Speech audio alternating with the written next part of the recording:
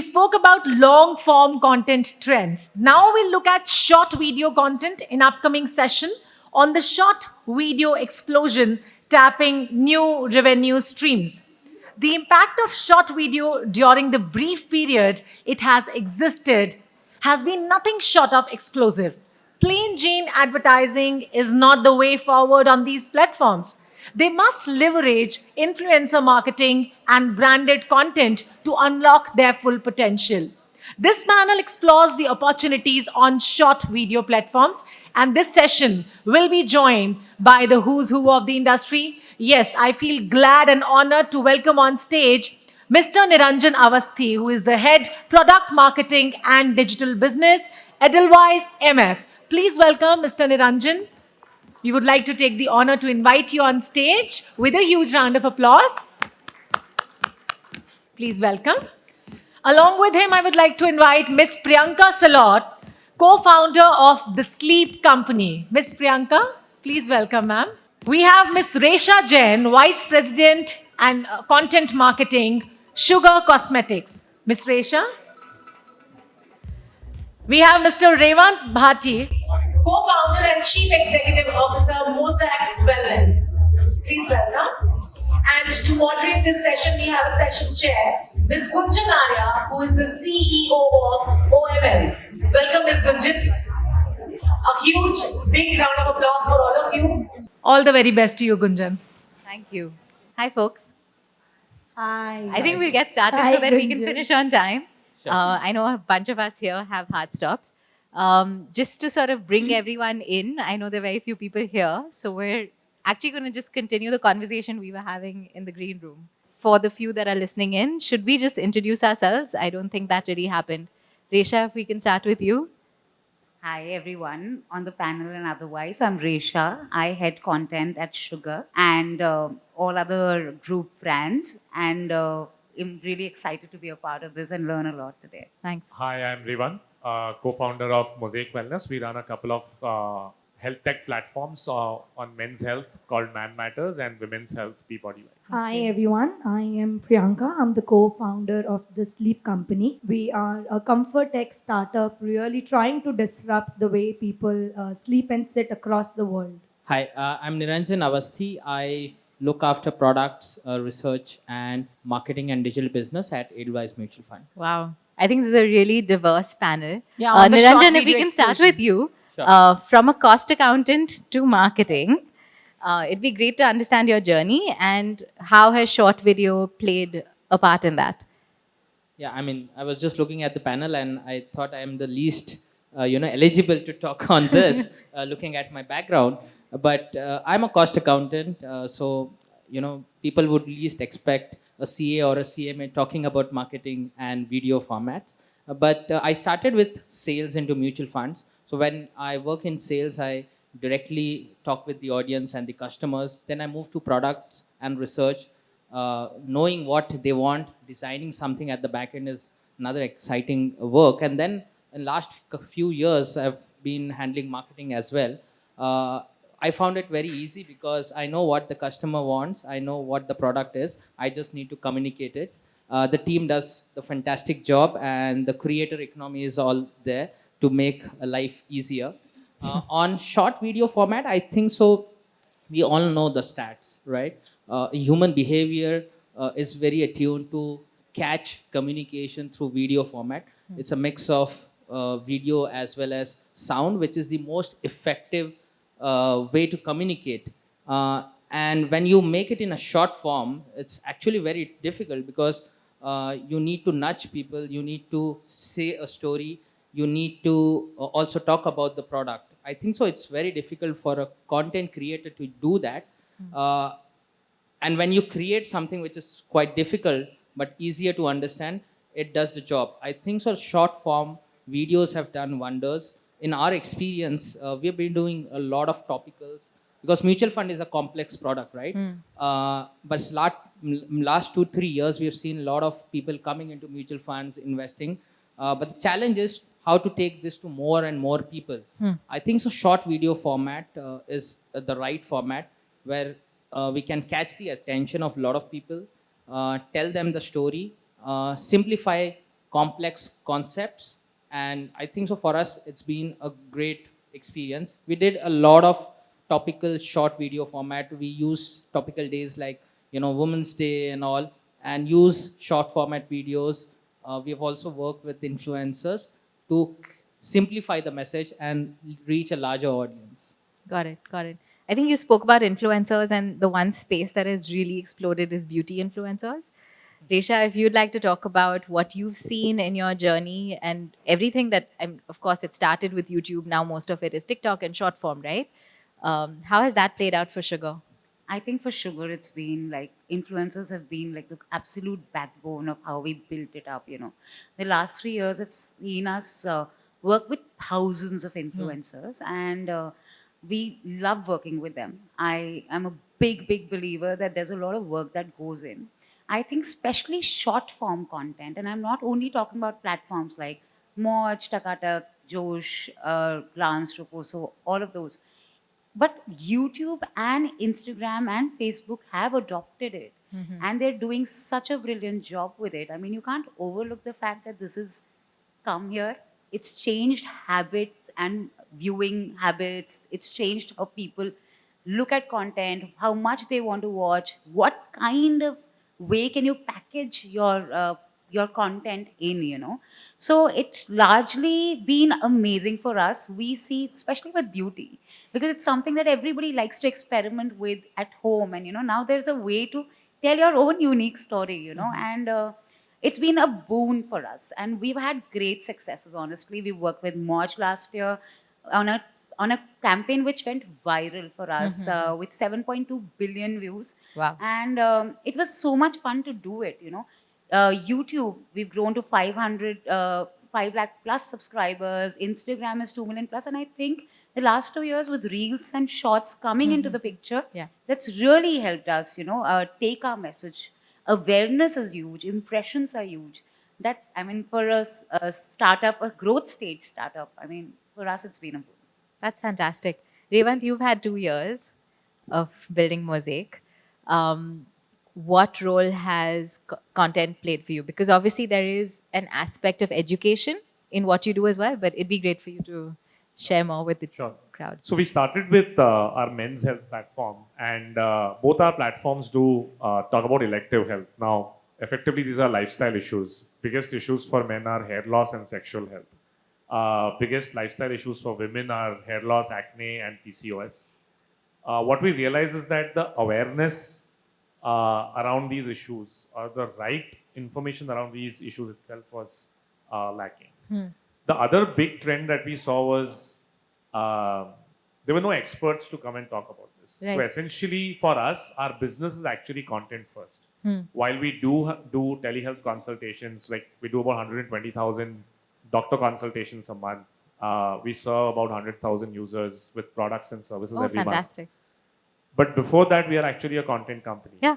And Yeah. the reason we are a content company is because we realized that there was no platform that effectively educated consumers around these problems. So effectively, we also latched onto this trend where healthcare is getting more consumerized, right? It's becoming a choice of the user versus you having to depend on the best hospital or the best doctor Correct. and Yeah, something like yeah. that. So overall, the only way we could have got to a go-to-market strategy was to become creators ourselves. So today, if you see our Instagram, our YouTube, it is actually the men in office who are going and expressing their anxieties and their insecurities and what Right. they've learned.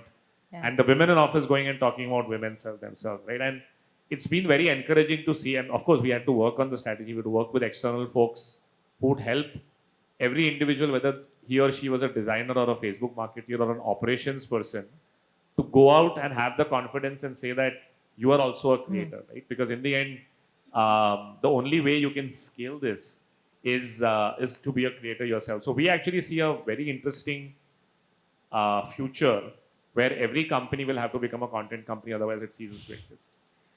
Yeah, that's so true. I think we work with a lot of brands now that come to us and say, hey, we don't want to work with creators, we want to be creators. And I think it's that publisher mindset that's really taking off. And I buy your point that we've all got to do it, no choice there. Priyanka, you're working in a very different space.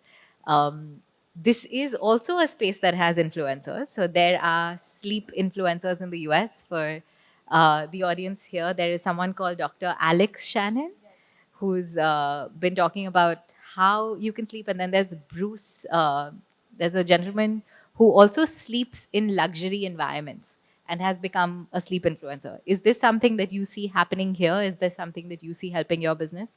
Yeah, absolutely. So, if you see Gunjan, sleep today is becoming a global problem, right?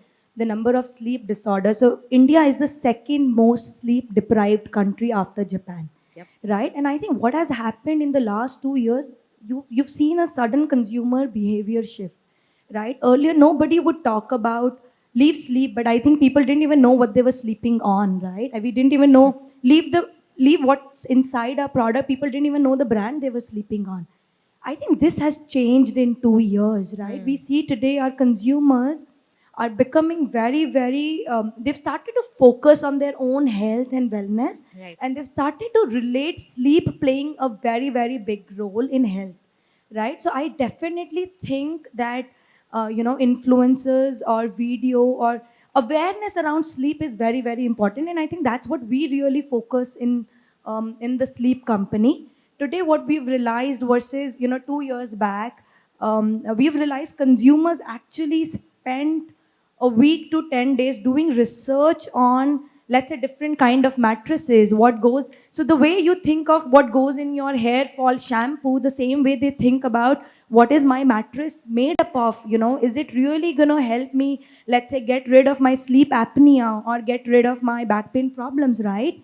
If you know, today in India, more than 70% of people suffer from sleep apnea, right? Unfortunately, very few of them talk about it. But do you know sleep apnea is one of the biggest reason or can increase chances of type 2 diabetes, can increase chances of stroke, right? And and today brands can help avoid that, right? If you see globally, sleep tech is becoming, as per economists, sleep tech is one of the top 10 trends of this decade. Yeah. Companies are spending millions of dollars to develop capability so that we can help people sleep better. We can help people with, let's say, sleep apnea, right? We can help people with getting rid of back pain problems, right? So, and that needs education, right? And you need the right one influencers, which is your doctors, your sleep experts, your orthopedics, to drive that awareness, that education, that how important sleep is or how these disorders can be cured or can be mitigated, right? So I think education is one thing, and that's where video content plays a very, very big role. Right. And I think we look at it little differently from, let's say, maybe what beauty brands, what sugar or personal care brands would look at it. For us, actually, what we've realized, long format of videos actually play a very, very big Oh, role, really? right? And the reason is, and let me take it from the consumer side. Today's consumer is content hungry. They want to know everything. They like transparent brands. They like to know what exactly goes inside my brand, right? So we leverage a lot of long format videos, giving them exactly what they want to see. They want to see how many layers the mattress has. They want to see what is the density. They want to see, how would it help me with my back pain problem or with sleep apnea, right? So we give them long format content, which is very, very educational, which is very, very information centric. And that's what we have seen working very, very, it's literally one of the highest ROI campaigns for us. And that's what we continue to do. That's great. That's great. I think all of you sort of spoke of what content is playing, like the role that content is playing in your businesses. And I'm hearing different shades of education. For example, like you spoke about the fact that, there's back pain, sleep apnea, etc. Revant, you spoke about the fact that, these aren't necessarily topics that get discussed, but it's easier to communicate through content. Um, I'd seen a keynote by Rajan Anandan speaking about how content on YouTube started out being entertainment based, but now is going towards education. Um, what are the trends that you see will shape short video going forward? Any one of you, please. Yeah, so basically, look, I think education is going to stay for a while. Because what's happened is that initially YouTube was above some creators who wanted to come out, express themselves. As a lot of us realize that all of us can express ourselves out there, YouTube, I mean, a lot of brands are coming in, a lot of people are coming in, a lot of people are tapping into YouTube to not only be entertained, but to actually learn.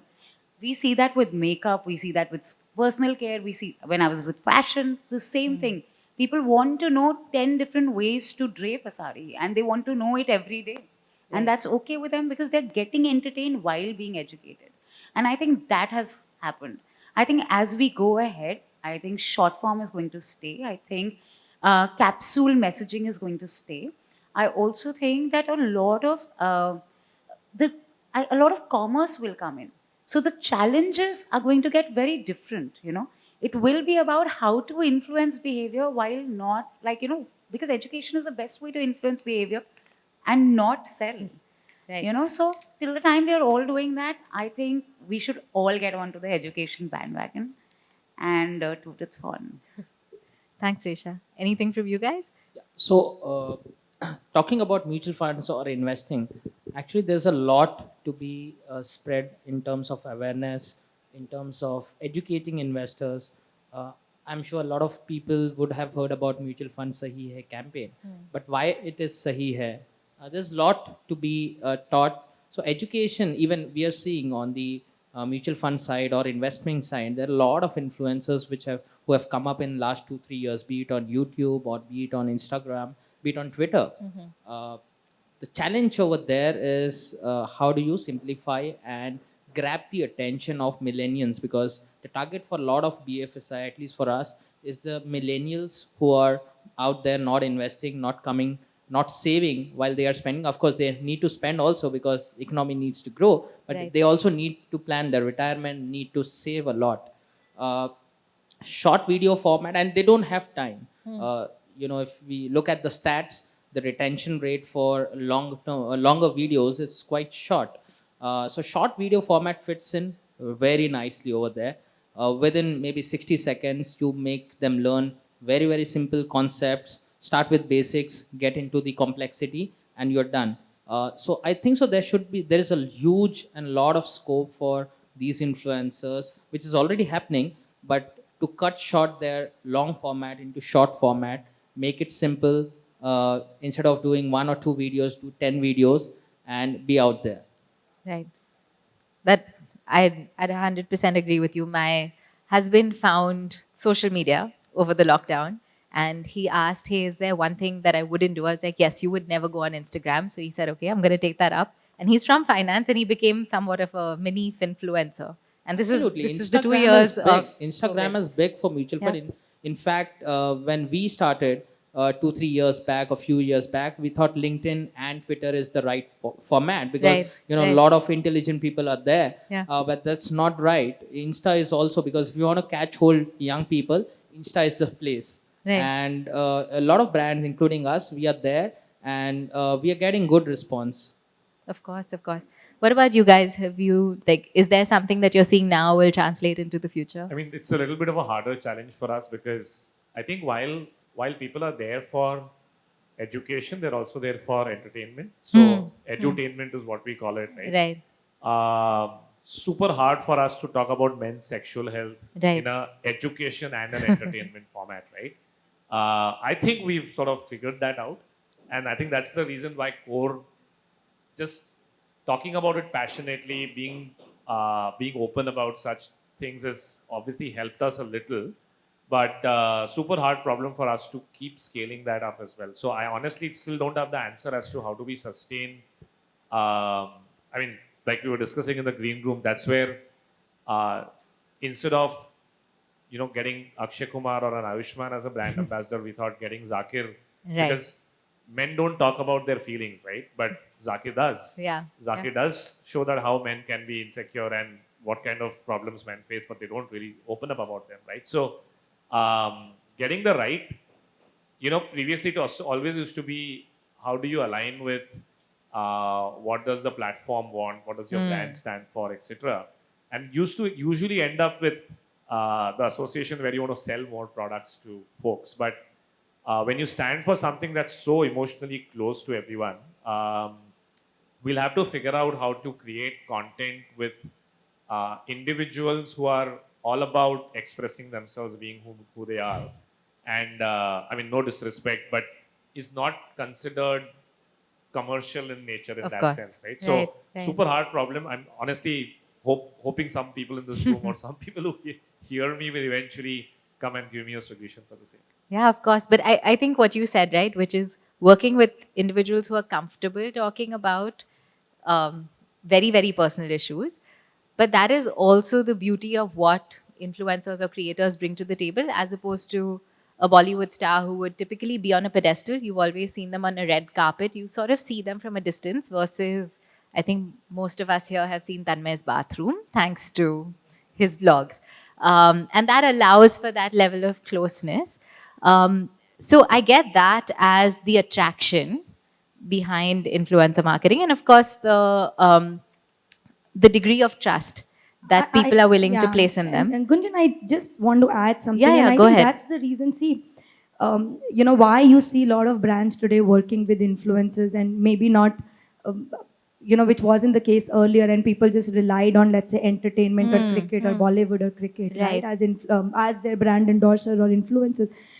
The reason is experts, right? They have a Yes. right, and consumers trust these people. Consumers listen to these people, or they want to hear what these experts have, because they have the right to talk about a certain topic, right? That's why I think it's very important to, for any brand to randomly not just follow influencer marketing because it works.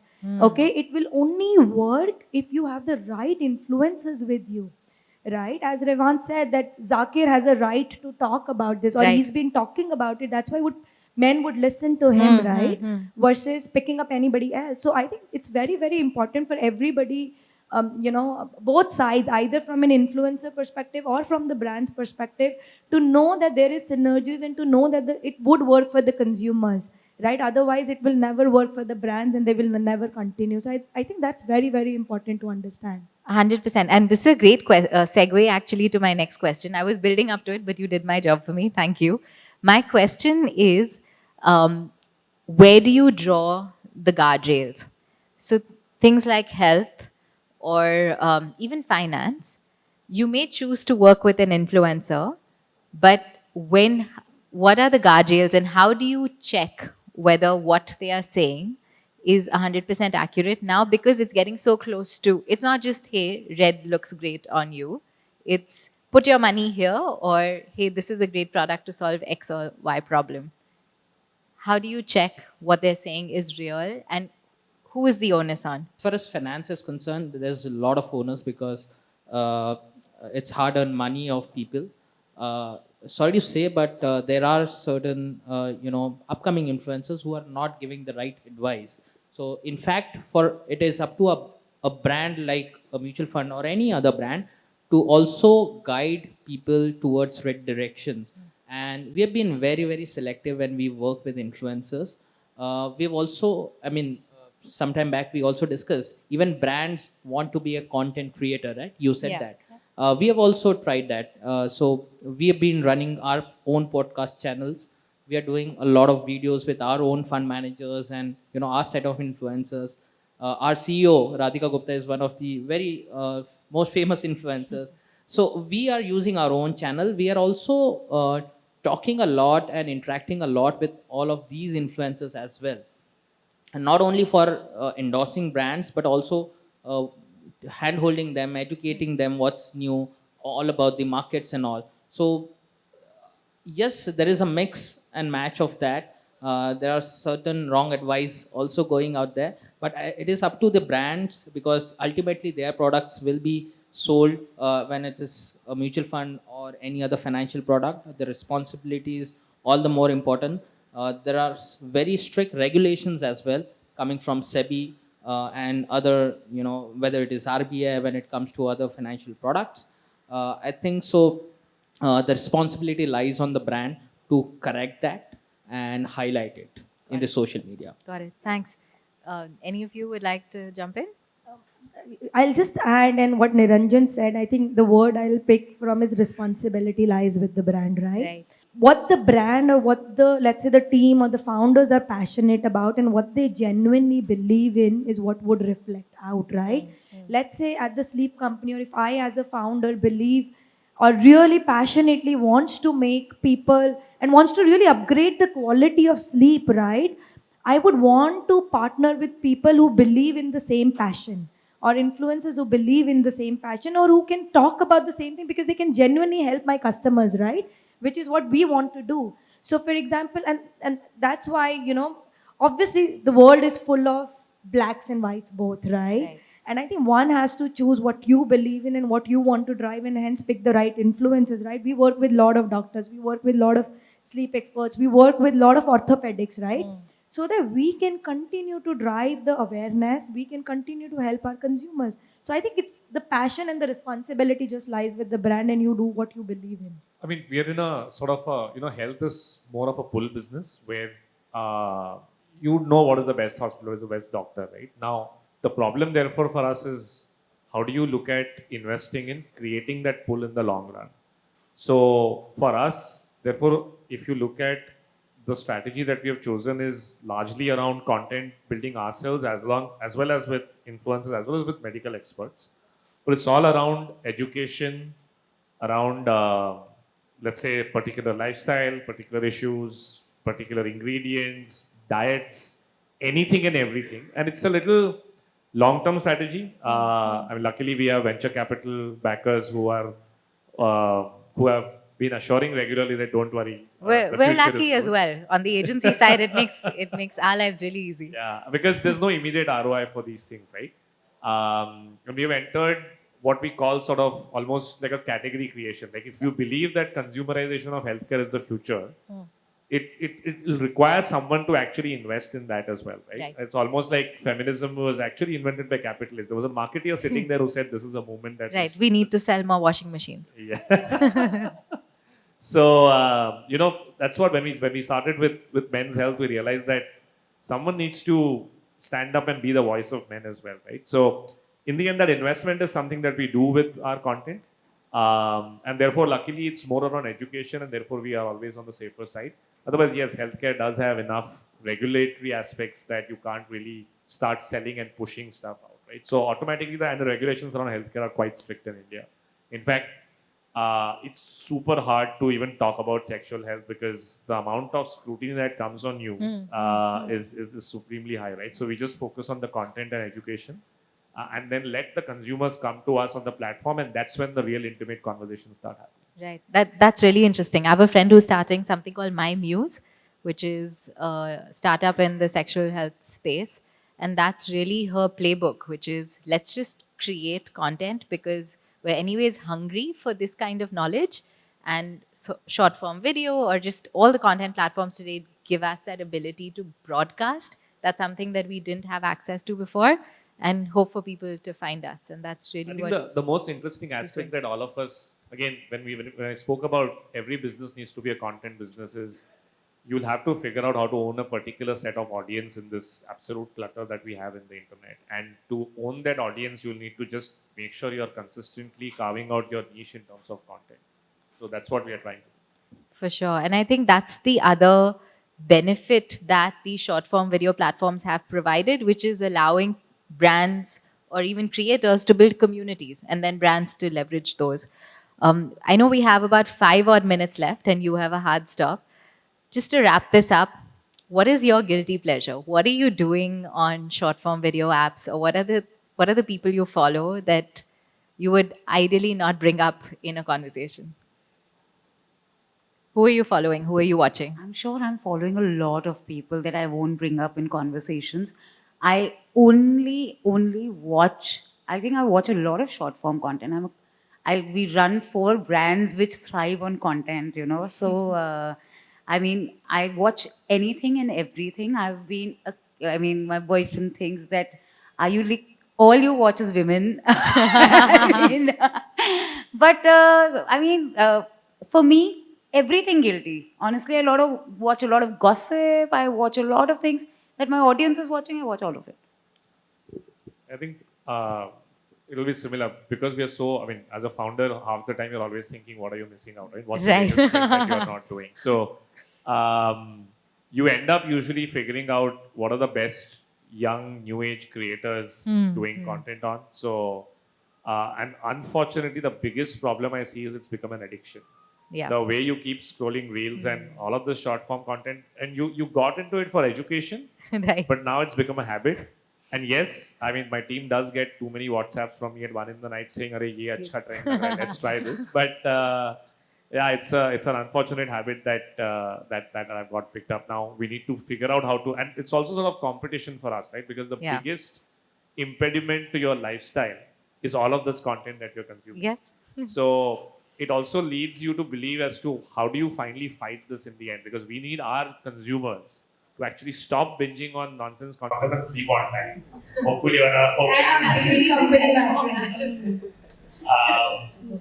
that we can actually, I mean, most of our lifestyle issues are self-inflicted. There is lack of sleep, lack of proper diet, and stuff like that. So, no one in specific, but it's really been a exciting journey over the last 18 months to see how much individualism is really taking over. Like, I worry a little bit. I think corporations will cease to exist at this rate, right? Because there's so much individualism coming out now with the internet. I really can't comprehend how it's going to be in the future. So, I mean, some of these existential things also come up.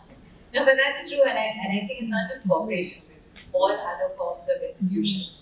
I think marriage is going to be the first one to go, and then iske baad we'll have like nations will give it, because none of us really believe that we belong to a certain city or we represent a certain state anymore.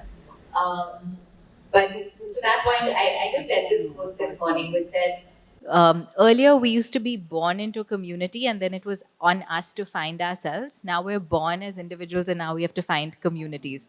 And that's really what all these platforms are trying to address as well. That's what you're looking for online. Priyanka, from you? I think it's the same. I think the first thing, so I consume two kind of content a lot. So one is obviously, the more reels and, more entertainment, which would start literally the first thing in the morning when you wake up, right? And second, I think, off the topic, I anyways love watching lot of documentaries, right? It's just my way of kind of educating myself, my way of learning from others, learning from, what is it that I can not just take up in my professional life, but also what I can do more or better in my personal life, right? So yeah, but I think for most of us out here, consumption of content, I'm sure over the last 2 years has exponentially increased, right? I mean, exponentially. Yeah. Well, Netflix and An Academy would Absolutely. not want to agree with that. I don't remember actually when I watched, like when I started a TV or when I watched content which is not on Netflix or Prime Video or Hotstar. I don't remember the day. Niranjan, what are you following? I Who are you following fall right now? more in Revant's camp, where in the midnight I keep watching reels and videos just to see what's happening. Are we missing anything? Doing as a brand, and then texting my team in the WhatsApp group, this is happening. So I kind of fall in that more not as a consumer but as a marketeer to see what's happening. I see it all. I mean, right from Carrie roasting anyone to someone talking about cryptocurrencies. Right. So yeah, I mean, I end up watching anything and everything. Great, thank you. I think we have a minute and a half. If there are any questions from the audience, we'd love to take that. Do you want to ask? Yeah, what questions? Check. All right, so great session. Thank you so much for all the insights. I think we can touch upon one more point, that is founders being a sort of influencers and content creators. I think Niranjan said Radhika Gupta, she is very vocal about the entire mutual funds and the fintech thing, and of course for sugar cosmetics as well. And I think as a consumer of maybe any FMCG product or even in a BFSI, I also want to see a face behind so that I can personally trust. Say a Zerodha, I know Kamath Brothers, but say I'm not defaming any brand, but say Grow, I don't know who's behind, right? And I just want to see, I would just want to know the effect once I think Radhika, she is vocal more from last 2 or 3 years, maybe, I don't know, perhaps. But what sort of effect you have seen in terms of business and growth since as a millennial consumer of the insurance or sort of sorry, the finance products, I may not directly buy Edelweiss's fund, but go via the broker's fund. And of course, ultimately, the fund performance and the expense ratio, really works. But still, apart from that, does being Radhika vocal, does it make any effect, right? And for, of course, Resha, Vinita, she is of course now a sort of a sensation after being after Shark Tank, right? So how did you see the changes in business, the effect of her being you know that great influencer and content creator now? How does she investing a lot of time now creating content apart from investing in the main core sort of aspects? So from both of you, how founders being an influencer has got and sort of what effect they have bring to the business? So yeah. Thanks. That's a Absolutely great question. Yeah, Absolutely. yeah. And we have had a very, very wonderful experience for 2, 3 reasons. One is if there are a lot of research, if you want to trust a brand, want to know who's the person running or behind the brand, right? And a lot of brands are doing that, whether it is financial brand or any other brand. When it comes to finance, trust is the most important aspect. You will give your money only to a person whom you will trust, right? Uh, and all the more important for a mutual fund company like us, where we just started few years back. Radhika being on Twitter and other platforms, being very vocal, actually helps in two aspects. One is we just discussed where what kind of influencers are talking about mutual funds or our brand, calling out wrong things which are being done, also educating people on the right direction, and third, talking about our own brand. So if you see, I'm also there on Twitter. If you see what we talk 90% about educating people, markets, mutual funds, and all. We talk very little about our brand, but that creates a lot of trust. We have seen a huge, I would say, rub off on the brand. In terms of business, I mean, we cannot calculate it in an objective way. But yes, as far as awareness is concerned, I think so. We have got a very, very good rub off out of that.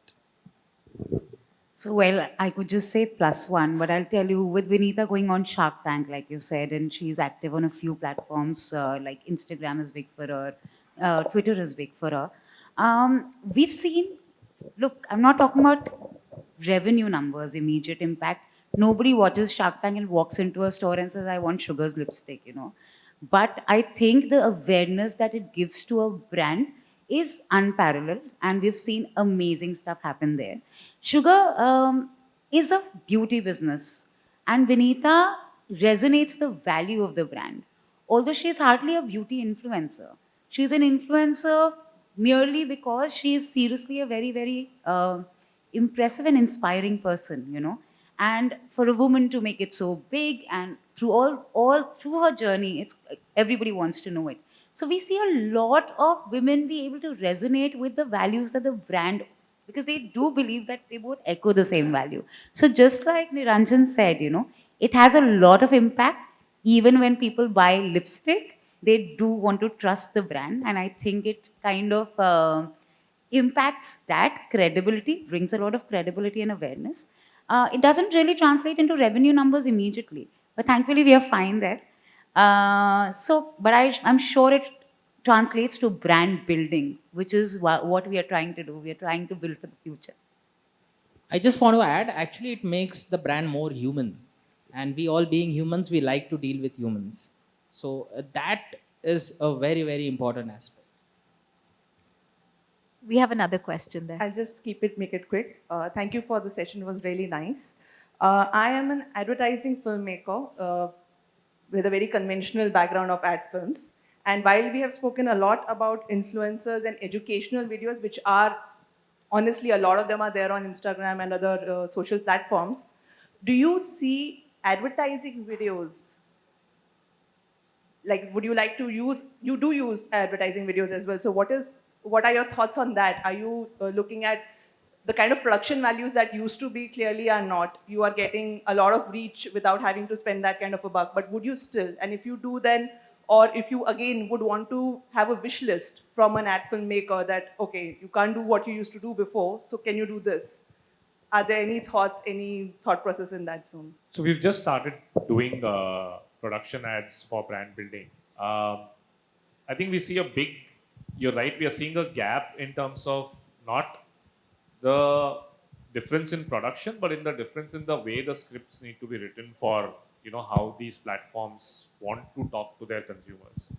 So let's take the example of Man Matters, that stands for men's health. Our first film effectively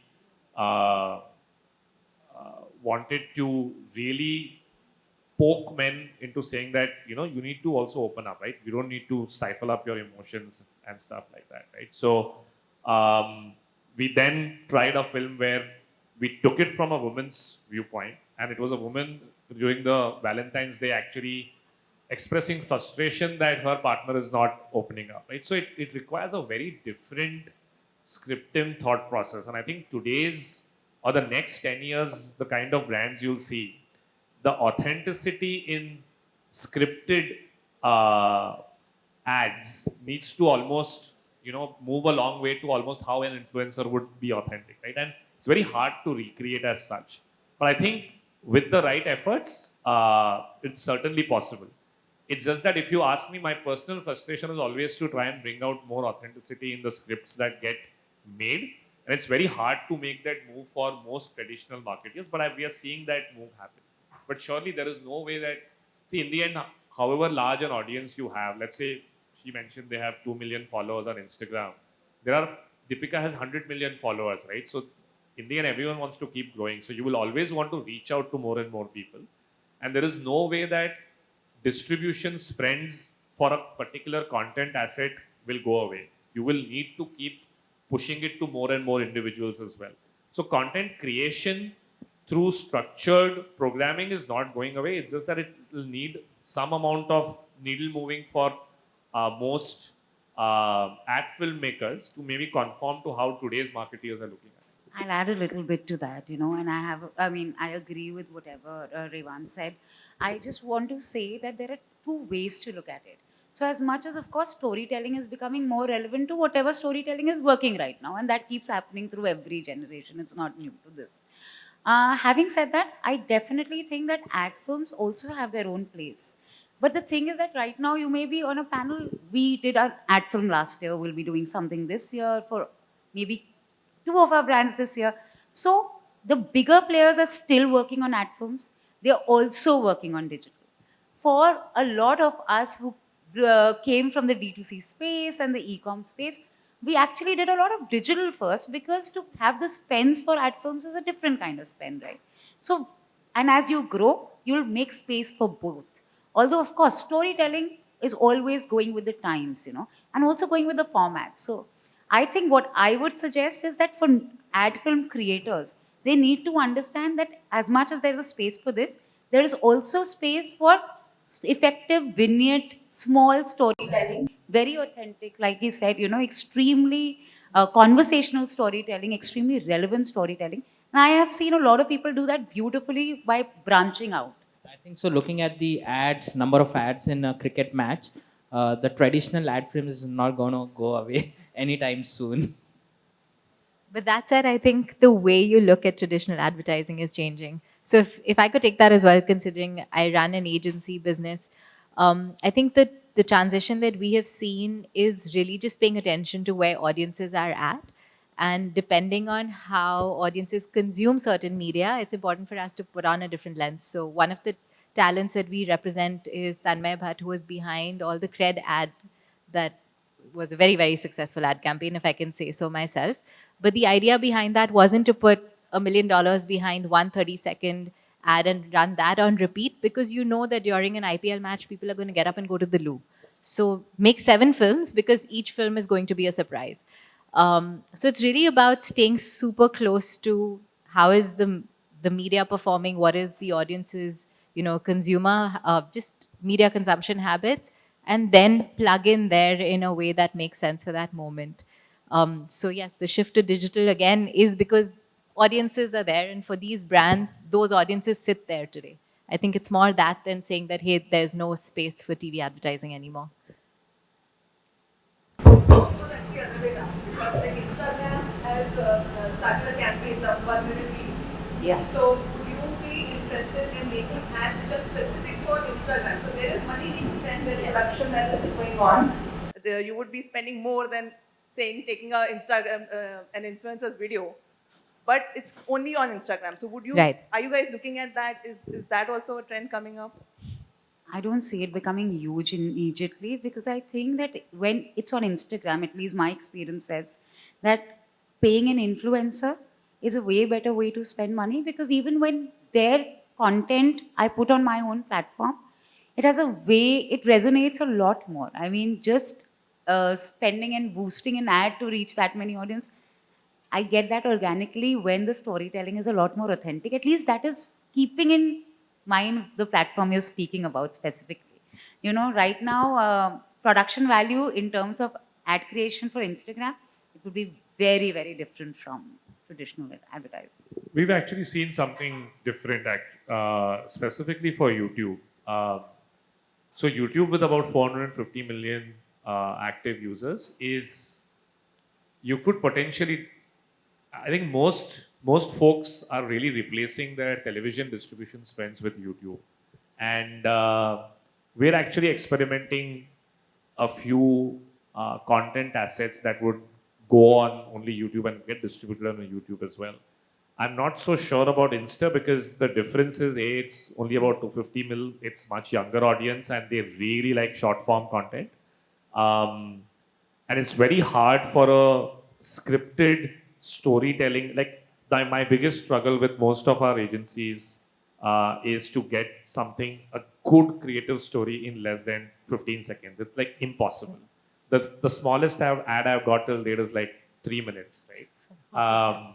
So it's super hard to do on Insta, but I think YouTube could be really interesting because long form, I think a couple of minutes sometimes is okay even on YouTube in that sense. Yeah, I think for us as well, as Revant said, exactly what works, right? So we develop a lot of content. I would call it more on the lines of long format, which works very, very well and for YouTube, right? So this is content specifically created for digital. Most of us are digital first brands, right? So that works very, very well because obviously the scale of the platform, the number of people you are reaching out to, and also the kind of content they are willing to consume as well versus a much younger, as Revant said, audience on Instagram, right? Thank you. I think we'll call it a close. Thank you so much, everyone. Thank you. Thank you for being here. This was a great panel.